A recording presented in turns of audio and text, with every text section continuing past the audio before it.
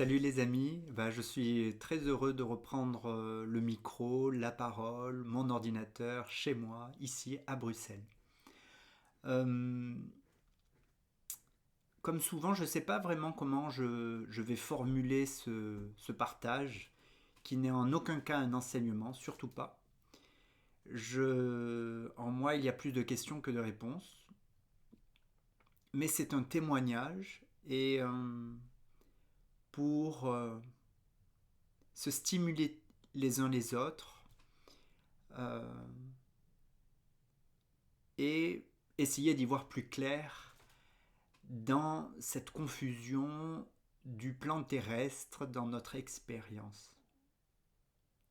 Et ce qui me motive aujourd'hui à prendre la parole, c'est ce qui est cher à moi, à mon chemin de conscience, qui est la distinction entre la maîtrise et le contrôle, entre la tonicité et la mollesse ou la rigidité.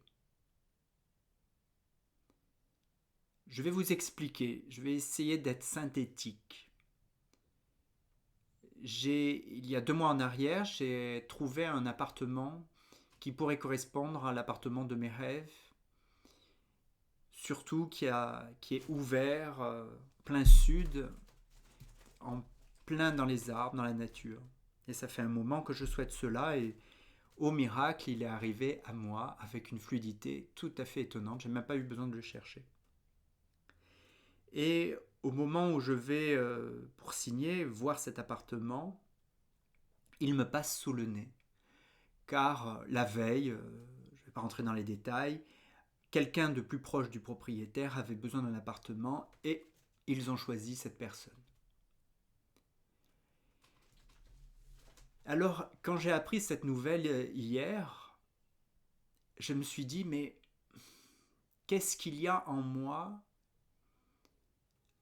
qui pourrait créer cette situation? J'avais peu de réponses, mais je suis revenu à l'intérieur de moi et je me suis rappelé quels sont mes besoins, qui étaient le besoin de m'installer, de m'enraciner, de m'ancrer, surtout m'enraciner, qui est quelque chose qui jusqu'à présent a été toujours douloureux, difficile pour moi, au vu de mon enfance que je vois avec de plus en plus de clarté et de sens. Et je me suis dit, ok, c'est ça l'essentiel, j'ancre ça en moi, dans mon centre, et je lâche prise. Le monde spirituel, le monde divin, le monde invisible, le monde vibratoire va s'occuper de cela pour me donner le meilleur logement. Donc, je m'endors sur ça, bien que je suis traversé régulièrement par de la tristesse, de la colère. Et ce matin, j'apprends, confirmation, je n'ai pas cet appartement. Et de la colère monte parce que je sens une injustice. Ça se fait d'une manière, je vais dire, injuste, pas tout à fait correcte. Et surtout, pourquoi ça me met en colère, c'est que ça me met au contact de... J'ai la sensation que quelqu'un prend ma place. Et ça, c'est horrible. Alors que ce lieu de vie représentait pour moi mon trône, mon assise, enfin, j'accepte avec joie de m'asseoir en ce monde, de prendre ma place dans ce monde. Et voilà qu'un individu s'invite et prend cette place. Après cela, j'ai lâché prise, il y avait le détachement qui s'est fait, et en même temps des émotions. Tout vivait ensemble. Et puis à un moment donné arrive à moi la question, à qui cèdes-tu ta place? Super bonne question. Elle fait sens, c'est flagrant, c'est évident devant moi. Et je m'attends à avoir une réponse psychologique, parce que ça, c'est certain que dans mon enfance, dans mon adolescence, c'est arrivé plein de fois, et ça c'est clair. Et tout d'un coup, vient en moi cette réponse tout à fait étonnante, et j'entends Dieu. Et si je donnais ma place à Dieu? Un peu trop. Et je suis parti marcher avec cette question, puis cette réponse qui est venue à moi, parce qu'elle me semblait vertigineuse. Qu'est-ce que ça raconte? Qu'est-ce que ça veut dire? Et c'est de ça que je veux témoigner, parce que j'écoute pas souvent, mais de temps en temps, des vidéos sur Internet de personnes que j'apprécie, c'est-à-dire que je me reconnais dans leur enseignement, et notamment une dernière vidéo qui était sur l'obéissance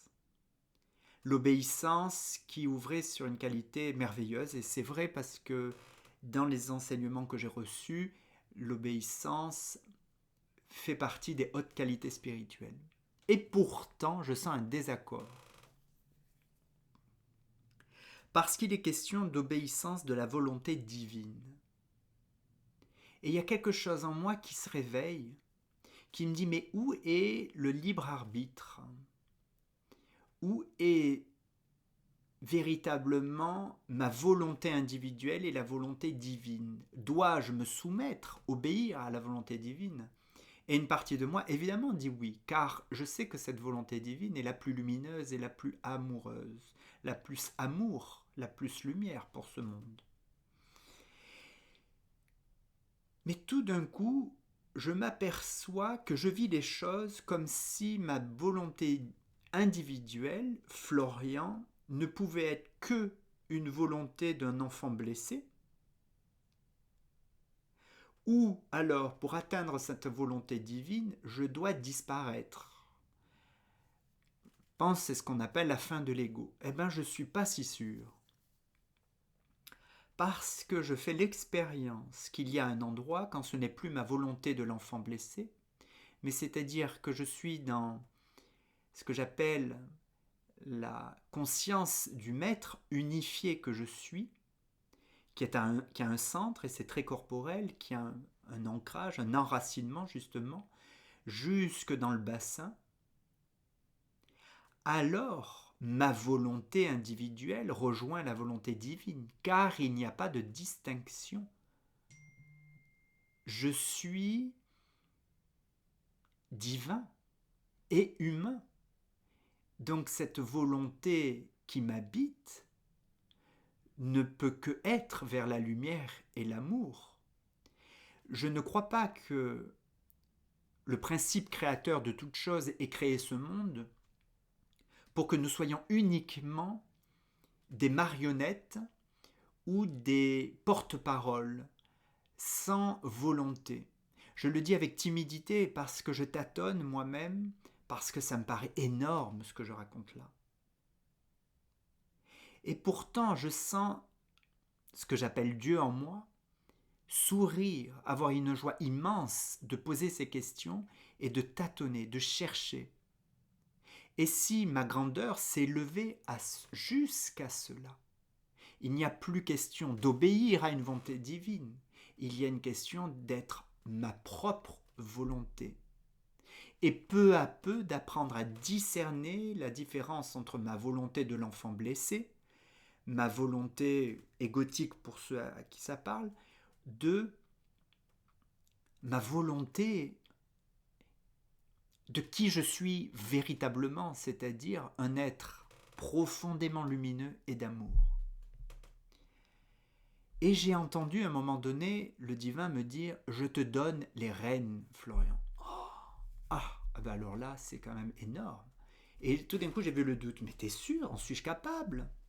Et tout d'un coup, j'ai vu ces croyances qui revenaient, ces croyances limitantes. Et en fait, pour moi, la limite, c'est ça l'ego, c'est l'identification à la petitesse. Alors que quand il y a cette maîtrise, c'est tout à fait tranquille. Il n'y a pas de doute sur ma qualité lumineuse de lumière et d'amour. Je fais le témoignage parce que, pour moi, de ce que j'entends beaucoup dans les conversations, dans les vidéos, c'est une immaturité chez nous sur cette question du lâcher-prise et de la maîtrise. Et pour reprendre mon exemple de cette maison qui m'est passée sous le nez, dans cette prise de conscience que je vous partage quand je marche dans la forêt tout à l'heure, me vient la question, mais Florian, où veux-tu habiter? Je te pose cette question jusque dans la réalité matérielle. est-ce que tu oses imaginer euh, te prolonger jusque dans la matière, jusqu'à choisir cette maison, cet appartement? Parce qu'en réalité, il y a un endroit où je ne me sens pas légitime, où je me dis, ouh, l'univers saura mieux répondre à mon besoin que moi-même. Il connaît mieux le champ des possibles. Ce qui est vrai et ce qui est faux à un endroit. Pour moi, le chemin vers l'unité et la maîtrise, c'est cet apprentissage de devenir maître, qui implique forcément la reconnaissance de la lumière et de l'amour que je suis. Et donc j'ai choisi ces racines jusque dans la matière. Je ne me suis pas arrêté juste à mon besoin d'enracinement et de me dire ah, la terre et l'univers trouvera pour moi. J'ai dit alors ok, va pour cet appartement, va pour cette maison. Et maintenant je suis tout à fait tranquille en fait. Que cela se passe parce que ça me paraît très magique, j'allais dire divin, qu'il y ait un changement. Mais pourquoi pas? Ou peut-être ça sera la maison d'à côté, ou peut-être pas. Mais tout d'un coup, je me sens tout à fait tranquille. Et là, ça lâche complètement. Comme si l'apprentissage que je dois faire est fait. Il y a une sensation d'accomplissement là-dedans.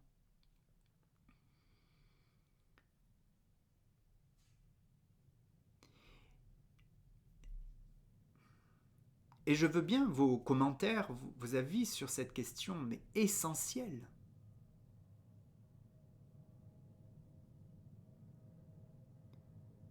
Jusqu'où je suis debout, jusqu'où je suis tonique, je suis présent, et jusqu'où je m'en remets à plus grand, jusqu'où j'intègre cette grandeur existante en moi.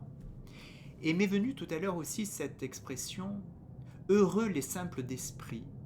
Et je pensais aux personnes qui n'ont pas la conscience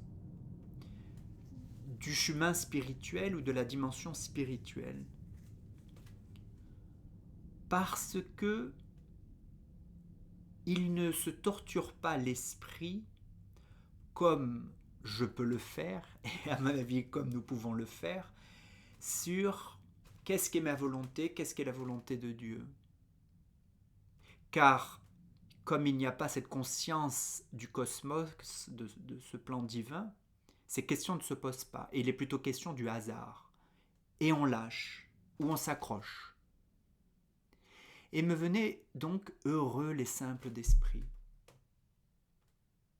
Cela ne me fait en aucun cas regretter mon chemin spirituel, bien au contraire, car parfois il est source de complexité, parce que mes blessures s'en emparent, parce que mon chemin vers l'éclaircissement se fait sentir au travers de ces expériences.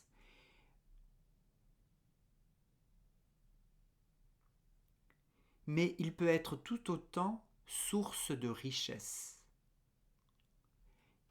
Et je me dis quel merveilleux chemin que j'emprunte, qu'est celui de la conscience de ma dimension spirituelle. C'est-à-dire qu'il n'y a plus ce mécanisme de la pensée, de la philosophie, de la vision du hasard. Là, il m'est donné de voir, de comprendre, de clarifier les mécanismes de fonctionnement du monde intérieur et extérieur. Et c'est fabuleux. C'est énorme. C'est certain qu'on peut se perdre. C'est pas le mot juste d'ailleurs. Mais ce que j'ai à gagner est immense. C'est qu'alors il n'y a plus de hasard, il y a du sens, il y a de l'amour, il y a une direction pour moi et pour l'humanité. Mais j'aime bien ce mélange, et en même temps heureux, simple d'esprit. Et je tiens à clarifier, c'est qu'ils ne sont pas simples d'esprit, c'est qu'il y a parfois moins de complexité dans la vision du monde. Car bien souvent, ce qu'on nous a appris de Dieu, du plan divin, et soit opposé à ce que je vis actuellement, soit est obsolète.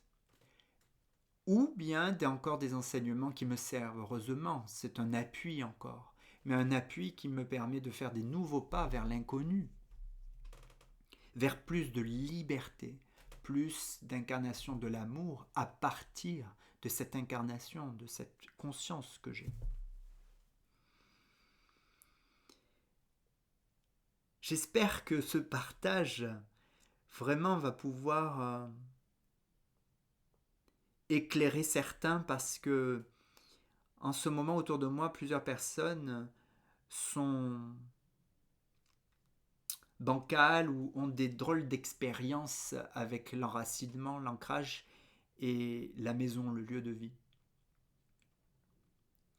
Et moi, ça confirme ma joie, ma fermeté dans être éclairé sur cette question de la maîtrise qui est pour moi l'homme nouveau, l'apprentissage de l'homme nouveau que nous sommes, cet amour infini qui nous porte et qui nous dit va, marche à ton tour, accomplis à ton tour. Et c'est des va-et-vient. Par moments je suis allongé, par moments je suis assis, par moments je suis debout. Mais c'est un apprentissage, c'est vraiment un pas après pas. Voilà les amis, eh ben, à bientôt pour des prochains pas et bonne journée.